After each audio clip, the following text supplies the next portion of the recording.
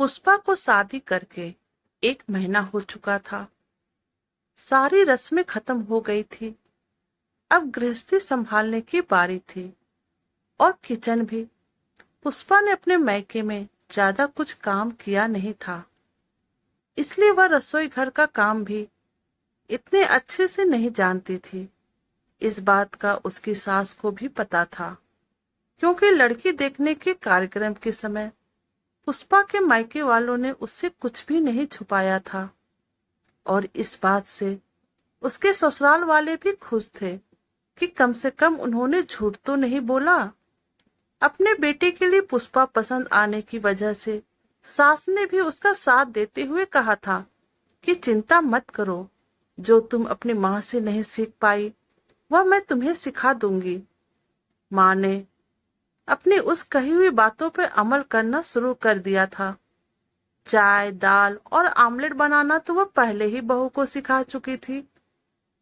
आज कोई मसालेदार सब्जी बनना सिखा रही थी। सास ने बहू को लाल मिर्च सिलबट्टे में पीसने को दी, क्योंकि वह खुद भी कई सालों से इसी तरह मसाले पीसा करती थी। बहू ने जैसे ही सिलबट्टे में लाल मिर्च पीसना शुरू किया था, उसके हाथ जलने लगे थे और मुंह पर पसीना आने की वजह से जब उसने मुंह को छुआ तो उसका मुंह भी जलने लगा था। वो जलन की वजह से हल्का सा सीख रही थी। तब सबका ध्यान उसकी तरफ गया। सास ने पूछा, पहले कभी मिर्च नहीं कूटी थी क्या? मिर्ची कूटते समय हमेशा दस्ताने पहन लेना चाहिए। नहीं मम्मी जी, माँ ने कभी मिर्ची पीसने ही नहीं दी थी। हाँ, कभी कभार धनिया और अदरक पीस लेती थी, लेकिन जब भी मिर्ची पीसने के लिए मैं कहती तो माँ कहती थी, तुम इससे दूर रहो, जलन होगी। ठीक है, कोई बात नहीं। अब अच्छे से हाथ और मुंह धो लो और थोड़ा सा घी लगा लो और साइड पर जाकर बैठ जाओ।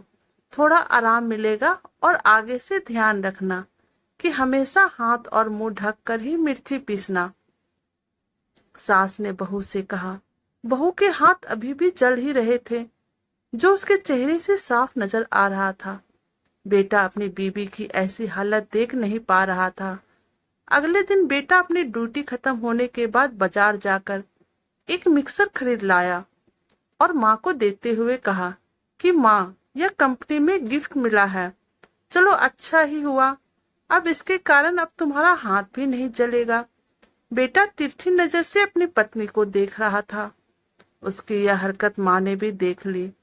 माँ बोली, अच्छा जी, अब समझ में आया। बीवी को एक बार में हाथ क्या जलन हो गई। नया मिक्सर आ गया और मैं इतने सालों से नहीं बताई थी तो क्या मेरे हाथ नहीं जलते थे? अरे यह तो अच्छी बात है ना। मिक्सर नया घर में आया है तो सिर्फ तुम्हारी बहू थोड़े इस्तेमाल करेगी, इसका फायदा तो तुम्हें भी होगा ना। पिताजी ने बात को संभालने के लिए बीच में ही अपनी बीवी को चिढ़ाते हुए कहा, इसलिए कहता हूँ माँ, अपनी तकलीफें बताया करो। आप ही सोचो, अगर पुष्पा ने अपनी जलन छुपाई होती और किसी को पता नहीं चलने दिया होता तो क्या आज इस घर में मिक्सर आ पाता? जैसे ही मुझे प्रॉब्लम पता चली, मैंने उसका सलूशन ला दिया।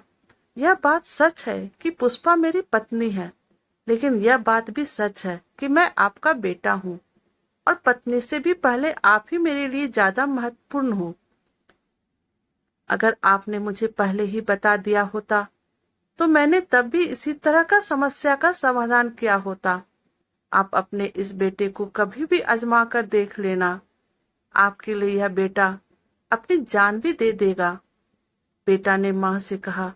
माँ अपने बेटे के मुंह से इतनी प्यारी प्यारी बातें सुनकर ही खुश हो गई और उसे गले से लगा लिया और बोली, जीते रहो मेरे बेटे।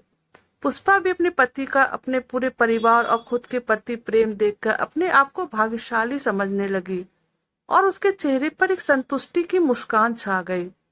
तो दोस्तों, आपको हमारी कहानी कैसी लगी प्लीज हमें कमेंट करके बताइएगा और प्लीज हमारे चैनल को लाइक और सब्सक्राइब कर दीजिएगा। Thank you.